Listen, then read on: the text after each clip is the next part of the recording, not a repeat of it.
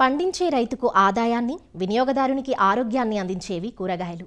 అందుకే సీజన్తో సంబంధం లేకుండా రైతులు సంవత్సరం పొడవునా కూరగాయలను సాగు చేస్తుంటారు.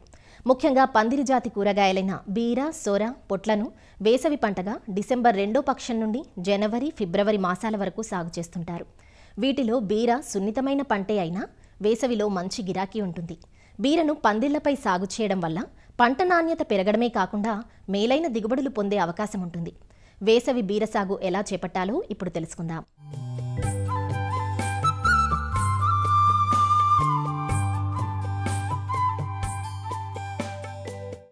బీర సాగుకు వేడి వాతావరణం ఉండి నీటిని నిలుపుకునే తేలికపాటి నేలలు అనుకూలంగా ఉంటాయి. సేంద్రియ పదార్థం అధికంగా ఉన్న నేలలైతే మొక్క ఏపుగా ఎదగటానికి అనుకూలంగా ఉంటాయి. బీర సాగులో జగిత్యాల లాంగ్, అర్క సుజాత, అర్క సుమిత్, అర్క ప్రసన్, అర్క విక్రమ్ రకాలతో పాటు పలు ప్రైవేటు వంగడాలు కూడా అందుబాటులో ఉన్నాయి. ఎకరం బీర సాగుకు 600 నుంచి 800 గ్రాముల విత్తనం సరిపోతుంది. విత్తనం ఖరీదు ఎక్కువగా ఉండటం వల్ల ప్రోట్రేలలో నారును పెంచి నాటుకున్నట్లయితే విత్తనంపై పెట్టే ఖర్చును ఆదా చేయటంతో పాటు ప్రధాన పొలంలో మొక్కల సాంద్రత తగ్గకుండా ఉంటుంది. విత్తటానికి ముందు కిలో విత్తనానికి 5 మిల్లీలీటర్ల ఇమిడా క్లోప్రిడ్ ఎఫ్ఎస్ మందుతో పాటు 3 గ్రాముల థైరం లేదా కాప్టాన్ మందును పట్టించి విత్తుకున్నట్లయితే తొలి దశలో చీడపీడల నుంచి పైరును కాపాడుకోవచ్చు. 2 వరుసల మధ్య 2 నుంచి 2.5 మీటర్లు, వరుసల్లో మొక్కల మధ్య 75 నుంచి 90 సెంటీమీటర్ల ఎడం ఉండే విధంగా విత్తుకోవాలి. బీరను నేలపై కాకుండా పందిర్లపై ప్రాకించినప్పుడు నాణ్యమైన అధిక దిగుబడుల్ని సాధించవచ్చు. ప్రధాన పొలాన్ని 2-3 సార్లు బాగా దున్నిన తరువాత ఆఖరి దుక్కిలో ఎకరాకు 10 టన్నుల పశువుల ఎరువు లేదా 1 టన్ను వర్మీ కంపోస్టుతో పాటు 200 కిలోల వేపపిండిని వేసి కలియదున్నుకోవాలి. దీనితో పాటు 24 కిలోల పొటాష్, 32 కిలోల భాస్వరం ఇచ్చే ఎరువుల్ని ఆఖరి దుక్కిలో వేసుకోవాలి.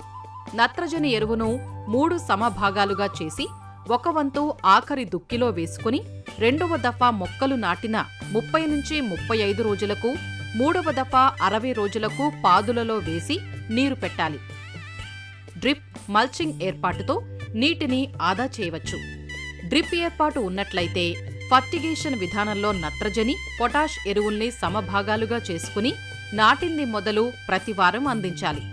ఇలా చేయటం వల్ల సరైన విధానంలో మొక్కలకు పోషకాలు అంది ఆరోగ్యంగా ఎదుగుతాయి.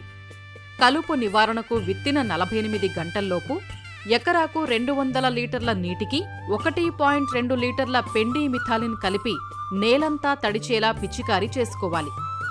నేల స్వభావాన్ని బట్టి 4-5 రోజులకు ఒక తడిని అందించాలి. పాదుల చుట్టూ నీరు నిల్వ ఉండకుండా చూడాలి. వేసవి పంటగా సాగు చేసే బీరలో అధిక ఉష్ణోగ్రతలకు మగపూలు ఎక్కువగా వస్తాయి. దీని నివారణకు మొక్కలు 2 నుంచి 4 ఆకుల దశలో ఉన్నప్పుడు లీటరు నీటికి 3 గ్రాముల బోరాక్స్ కలిపి ఆకులపై పిచికారీ చెయ్యాలి. లేదంటే పూత దశలో 10 లీటర్ల నీటికి 2.5 గ్రాముల సైకోసిల్ లేదా లీటరు నీటికి 2 గ్రాముల బోరాక్స్ కలిపి పిచికారీ చేయటం ద్వారా ఆడపూలు ఎక్కువగా వచ్చి దిగుబడులు పెరిగే అవకాశం ఉంటుంది. బీరలో రసాయన, సేంద్రియ ఎరువులతో పాటు జీవన ఎరువులైన అజటోబాక్టర్, అజోస్పైరిల్లం, ఫాస్ఫోబాక్టీరియాలను పశువుల ఎరువుతో కలిపి పాదులలో వేసుకోవాలి. తద్వారా రసాయన ఎరువులపై పెట్టే ఖర్చును తగ్గించుకోవటమే కాకుండా నాణ్యమైన ఉత్పత్తుల్ని పొందవచ్చు. బీరను ఆశించే తెగుళ్లలో వైరస్ తెగుళ్లు ఎక్కువగా కనిపిస్తాయి. రసం పీల్చు పురుగుల ద్వారా ఆశించే ఈ వైరస్ తెగుళ్లను నివారించలేం. కాబట్టి తెగుళ్ల వ్యాప్తికి కారణమైన తెల్లదోమ, తామర పురుగుల్ని అరికట్టడం ద్వారా వైరస్ తెగుళ్లను అరికట్టవచ్చు. వీటి నివారణకు లీటరు నీటికి 0.3 మిల్లీలీటర్ల ఇమిడా క్లోప్రిడ్ లేదా 2 మిల్లీలీటర్ల ఫిప్రోనిల్ లేదా 0.2 గ్రాముల థయోమిథాక్సోమ్ కలిపి పిచికారీ చేయాలి. బీరకు ప్రధాన సమస్య పండు ఈగ. పిందె దశలో ఉన్న బీర పంటను పండు ఈగ ఆశించి పిందెలను నష్టపరుస్తుంది. పండు ఈగ ఆశించిన పిందెలు వంకర్లు తిరిగి సరైన ఆకారం లేక మార్కెట్ ధర లభించదు. కాబట్టి పండు ఈగ నివారణకు 100 మిల్లీలీటర్ల మలాథియాన్, 100 మిల్లీలీటర్ల బెల్లం ద్రావణం లీటరు నీటికి కలిపి పొలంలో అక్కడక్కడా మట్టి ప్రమిదల్లో పెట్టుకోవాలి. ఈ ద్రావణం వాసనకు మగపురుగులు ఆకర్షింపబడి అందులో పడి చనిపోతాయి. దీనికి తోడు ఎకరాకు 4 లింగాకర్షక బుట్టలను ఏర్పాటు చేసుకోవాలి. ఉధృతి ఎక్కువగా ఉన్నప్పుడు లీటరు నీటికి 2 మిల్లీలీటర్ల మలాథియాన్ కలిపి 10 రోజుల వ్యవధిలో 2 సార్లు పైరుపై పిచికారీ చేసుకోవాలి. బీర నాటిన 50 నుంచి 60 రోజులలో కోతకు వచ్చి ఎకరాకు 10 నుంచి 12 టన్నుల దిగుబడినిస్తుంది.